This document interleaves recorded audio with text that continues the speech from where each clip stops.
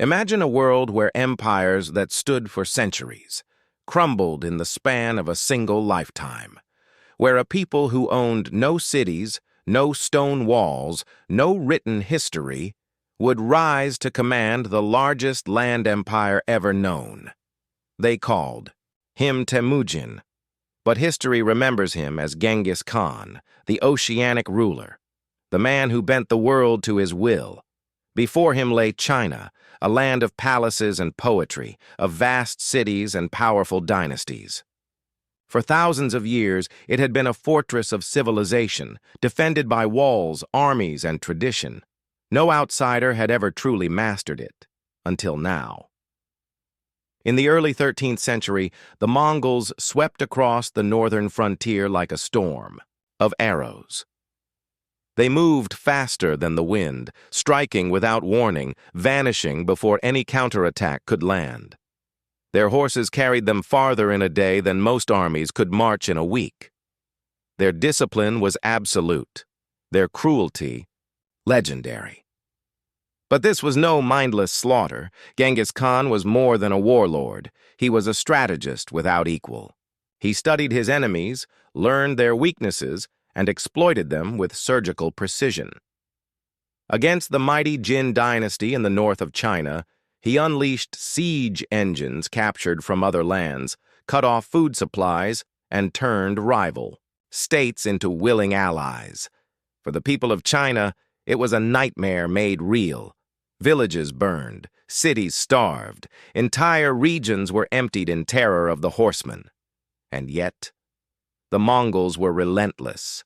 No wall was too high, no army too great, no emperor beyond reach. But how did it happen?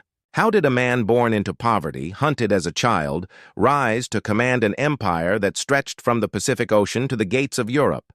How did the heart of China, proud and ancient, fall to a nation of nomads?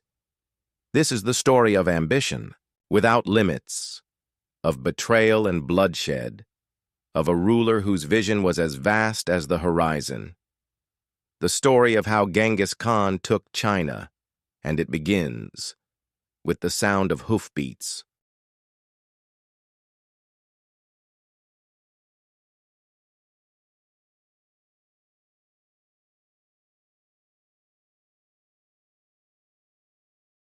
To understand how China would fall to the Mongols, we must first understand the worlds they came from.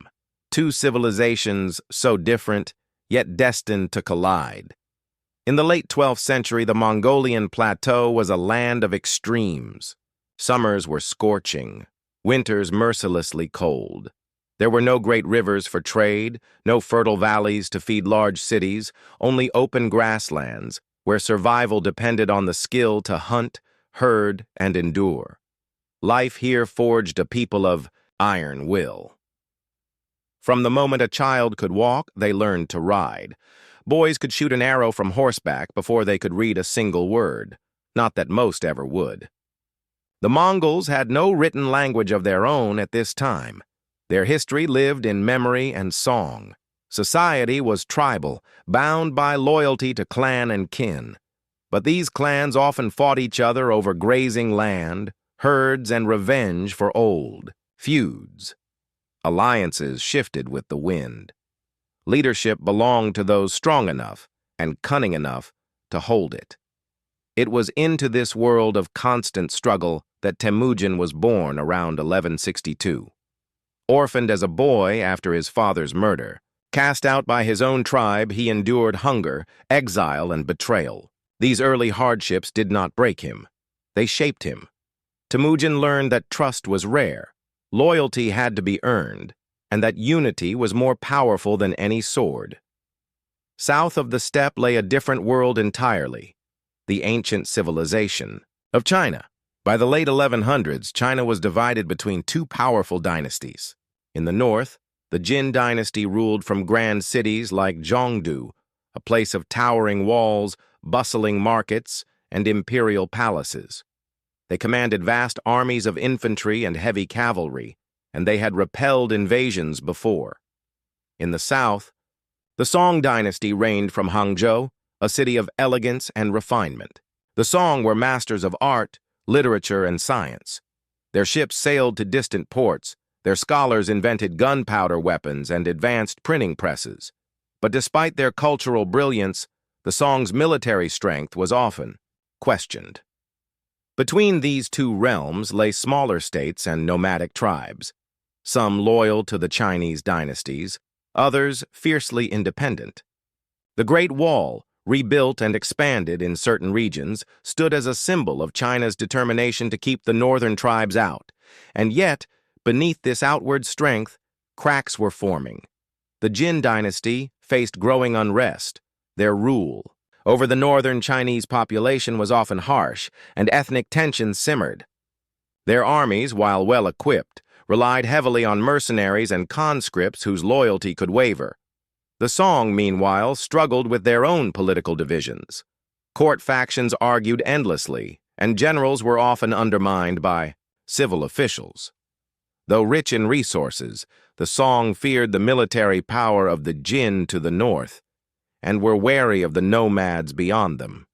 Neither dynasty imagined that a far more dangerous force was rising on the distant steppe. Temujin's genius lay not only in his skill as a warrior, but in his vision for unity. Slowly he forged alliances between warring tribes, rewarding loyalty and punishing betrayal without hesitation. He promoted warriors for merit, not birth, and he bound his followers together under a single law, the Yasa, a code that demanded discipline, order, and obedience. By 1206, his victories were complete. At a great gathering called a Kurultai, the tribes proclaimed him Genghis Khan, universal ruler. The Mongol nation was born. This was no longer a loose confederation of herders and raiders. It was a disciplined war machine, fueled by loyalty to the Khan and armed with unmatched mobility.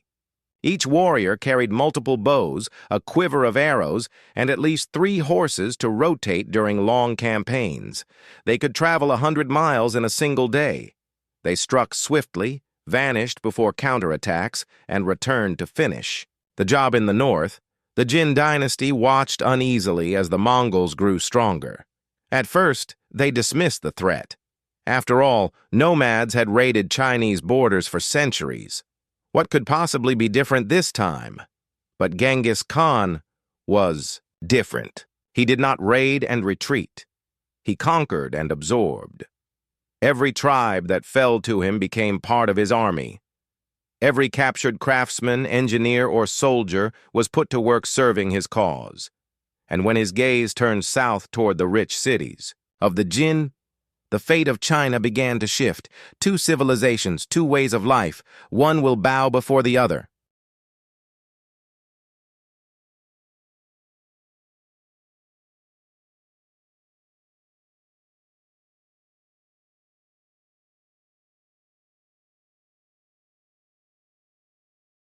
Before he was the ruler of the largest empire the world had ever known.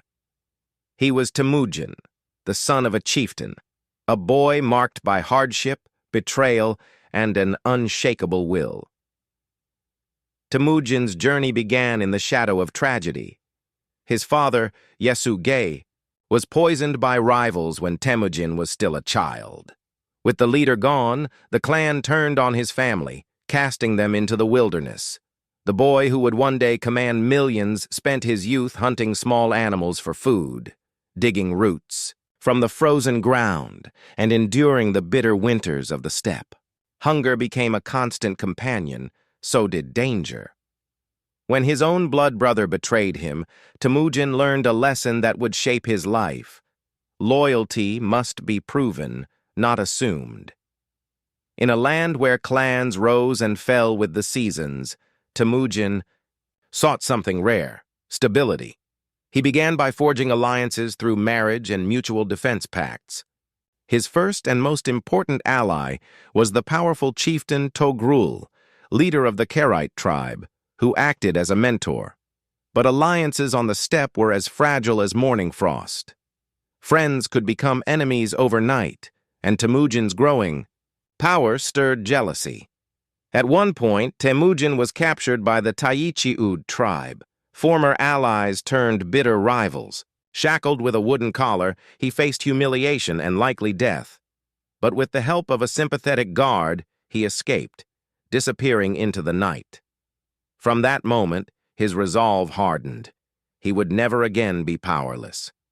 Temujin began to gather followers, not through fear alone, but through a revolutionary idea: meritocracy. On the steppe, leadership usually went to the nobility. Temujin broke that tradition. Any man, regardless of birth, could rise through the ranks if he proved his skill and loyalty. He reorganized his forces into units of tens, hundreds, and thousands, cutting across tribal lines. This broke old clan loyalties and replaced them with loyalty to him alone.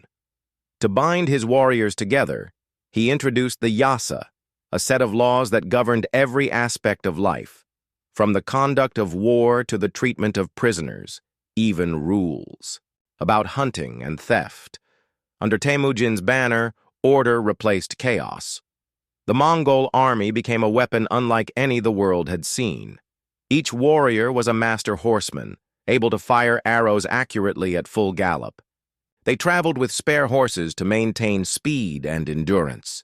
Communication between units was lightning fast, using flags, horns, and messengers who could cover vast distances in hours.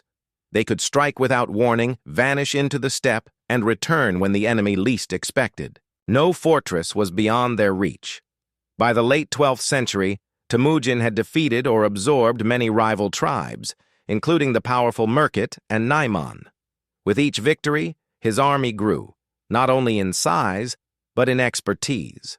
Captured craftsmen became siege engineers. Enemy warriors who swore loyalty were integrated into his ranks. Even foreign advisors found a place in his court. His alliance with Togrul of the Karaite, however, eventually crumbled. Fearing Temujin's growing power, Togrul betrayed him, joining forces with Jamuka, Temujin's former ally and now bitter enemy. The resulting battles were brutal. At one point, Jamuka slaughtered 70 young warriors who had surrendered, an act that horrified the steppe and drove many to Temujin's side. Temujin emerged victorious. His enemies were scattered, their tribes shattered. In the spring of 1206, Temujin called a Kurultai, a grand council of Mongol leaders. On the banks of the Onon River, under the open sky, the tribes gathered. Here, Temujin was given a new name, Genghis Khan, universal ruler. It was more than a title. It was a declaration of destiny. The scattered tribes of Mongolia were now a single nation, united under one leader, bound by one law, and driven by a shared ambition: conquest. Genghis Khan wasted no time testing his new empire's strength. His first campaigns took him west against the Xixia Kingdom, a Tangut state that controlled valuable trade routes. The Mongols struck with devastating speed, forcing Xixia to submit and provide tribute. But Genghis Khan's gaze soon turned east Yao toward the richest prize of all, the lands of the Yuan Dynasty in northern China. The Jin ruled over millions in fortified cities, their walls bristling with defenders. They were wealthy, sophisticated, and confident in their ability to repel the barbarian horsemen. They were wrong. In 1211, Genghis Khan led his forces across the Gobi Desert. The Jin had relied on the desert as a natural barrier, believing no army could cross it in strength. But the Mongols not only crossed it, they did so with full supply. Lines, their horses in peak condition. The first battles were swift and decisive. Mongol archers shredded the Jin cavalry with a hail of arrows, then feigned retreat, luring them into ambushes. City after city fell. Within 4 years, the Mongols reached the Jin capital of Zhongdu, modern-day Beijing. The siege would be long and brutal, but the fate of northern China was already sealed. From an orphan boy on the frozen steppe to the master of nations, Genghis Khan's rise was only the beginning. Now, the war for China had truly begun.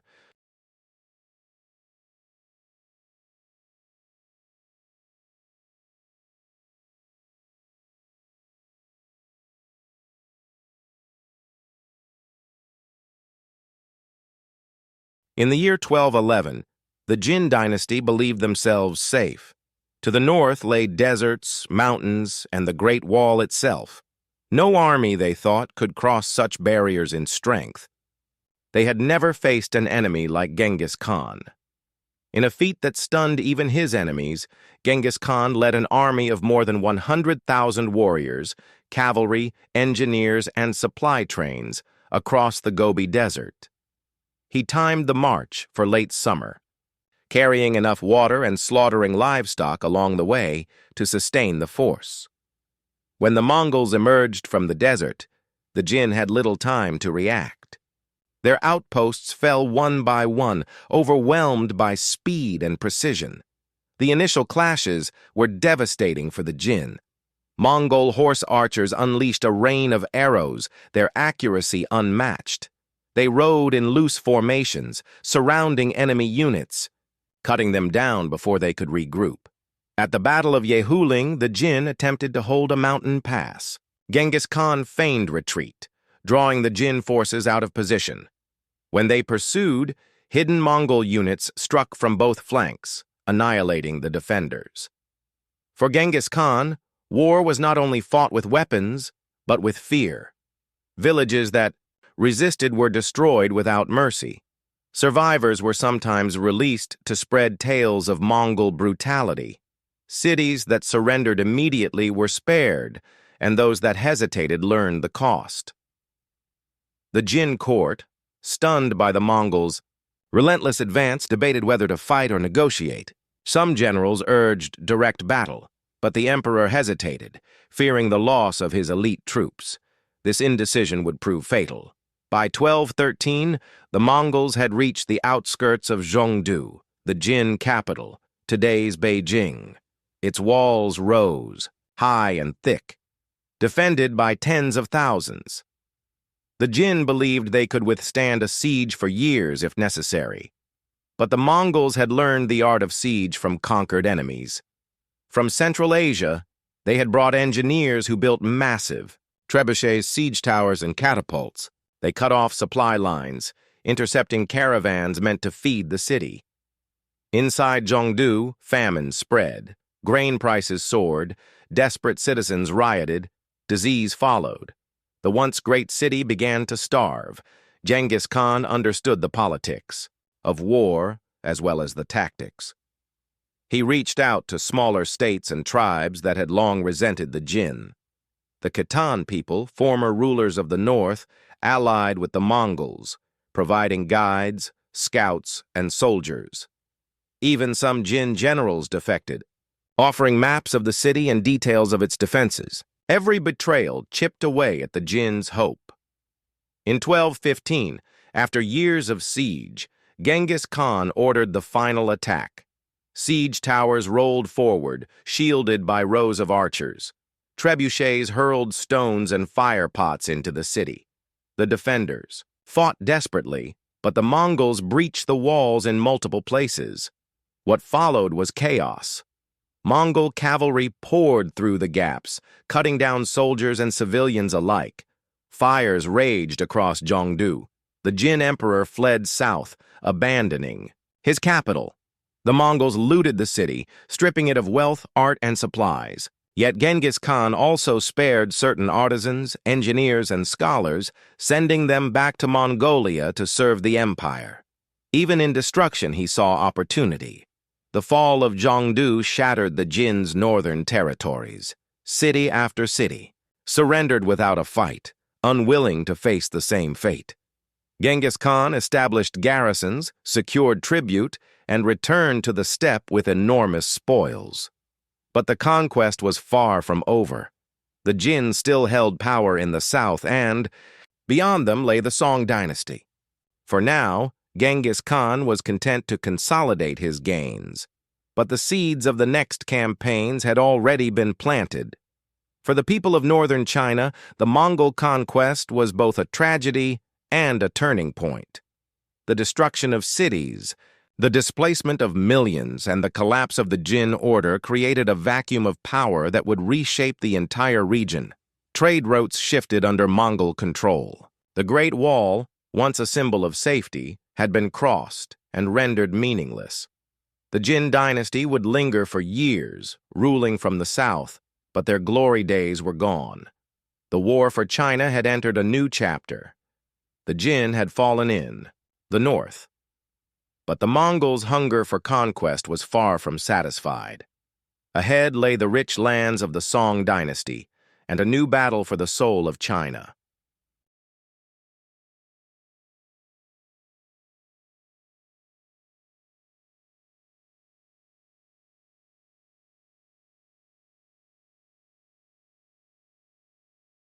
It had taken decades of war, but the Mongols now stood at the gates of their final prize, the wealthy and cultured Song dynasty in the south.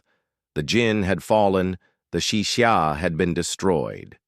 And now, nothing lay between the Mongol Empire and complete domination of China.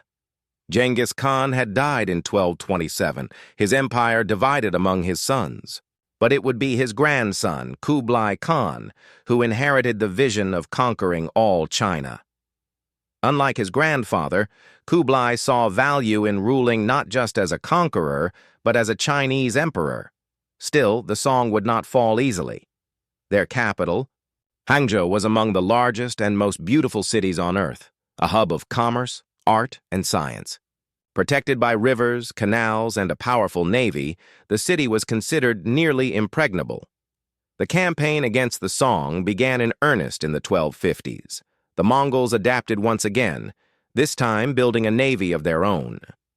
Shipwrights from conquered lands were brought south to construct fleets capable of challenging the Song on their own rivers. It was a brutal, grinding war. The Song fought fiercely, using their gunpowder weapons and fortified cities to slow the Mongol advance. But Kublai's forces pushed relentlessly, capturing city after city, cutting off supply lines, and forcing surrenders through siege and starvation. The turning point came at Xiangyang, the key fortress guarding the Yangtze River. For 5 long years, the Song held out against repeated assaults. The Mongols, frustrated, turned to foreign expertise once again, engineers from the Middle East, who brought with them the design for massive counterweight trebuchets. When these colossal machines began to hurl stones weighing hundreds of kilograms, the walls of Xiangyang finally cracked. The fortress fell, and with it, the Song's main defensive line. With Xiangyang gone, the Mongols sailed down the Yangtze, their fleets clashing with the Song navy. City after city surrendered rather than face destruction. Refugees flooded south, carrying with them stories of Mongol terror and unstoppable might. By 1276, the Mongol army reached Hangzhou. The Song court, divided and fearful, surrendered without a fight. Kublai Khan entered the city as both conqueror and ruler, proclaiming the founding of the Yuan Dynasty, the first foreign dynasty to rule all of China. Yet one ember of resistance remained. Loyalists to the fallen Song fled south with the young emperor, barely 6 years old. They regrouped along the southern coast, rallying fleets for a desperate defense. In 1279, at the Battle of Yamen, the Mongols met the last Song fleet. Outnumbered and outmaneuvered, the Song tied their ships together to prevent desertion. A fatal mistake. Mongol fireships set the chain of vessels ablaze. In the chaos, thousands drowned, including the boy emperor, who leapt into the sea to avoid capture. With that, the Song dynasty was extinguished. For the first time in centuries, all of China was united, not under a native dynasty, but under the rule of the Mongol Khans. Kublai Khan moved the capital to Khanbalik, modern-day Beijing, transforming it into a center of imperial power and global trade. The Mongol Empire now stretched from the Pacific Ocean to the edges of Europe. It was the climax of a century of conquest, a storm that began with a boy named Temujin on the cold steppe and ended with the creation of an empire that changed the course of history. The Mongols had not only taken China, they had taken the world.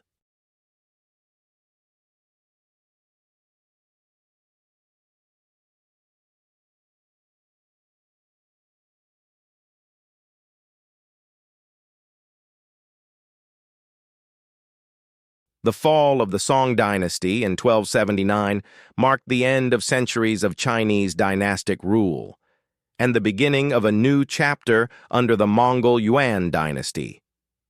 But the impact of this conquest reached far beyond the battlefield. Under Kublai Khan, China was reorganized to serve both Mongol interests and the needs of a vast, multicultural empire.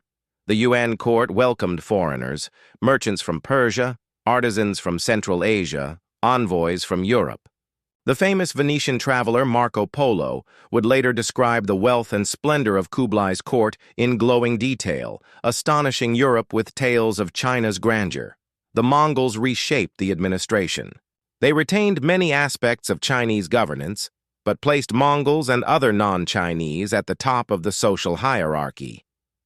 Native Chinese officials often found themselves sidelined, their influence diminished in favor of trusted foreign administrators. The Pax Mongolica, the Mongol Peace, created an unprecedented network of trade routes across Eurasia. Goods, ideas, and technologies moved with a freedom unseen for centuries. Chinese silk, porcelain, and tea flowed west, while glassware, textiles, and precious stones came east. For a time, China prospered under this new connectivity. The Mongols invested in infrastructure, repairing canals, improving roads, and expanding the postal relay system. Merchants benefited from greater security along the Silk Road, and cities like Khanbalik became vibrant centers of global commerce.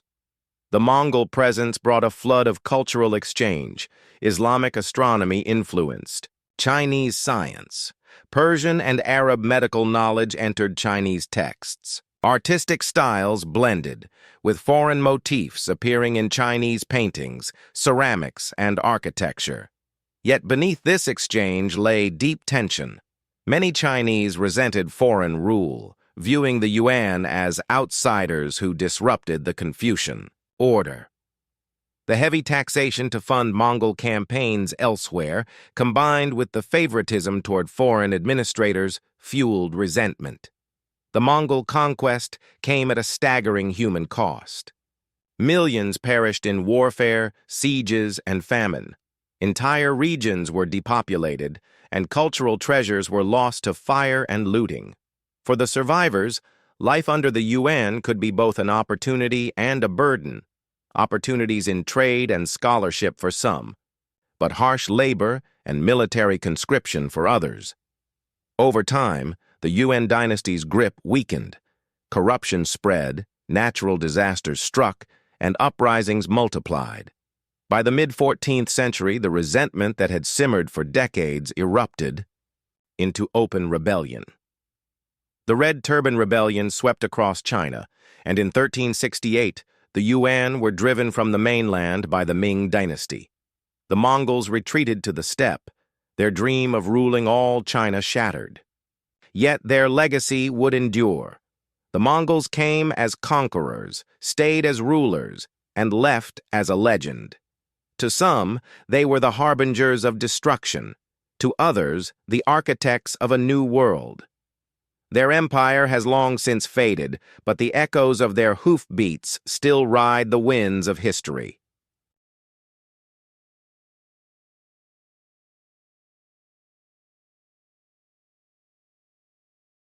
From the lonely plains of Mongolia to the bustling streets of Hangzhou, the Mongol conquest of China was a story of ambition without limits, of empires rising and falling, of lives changed forever.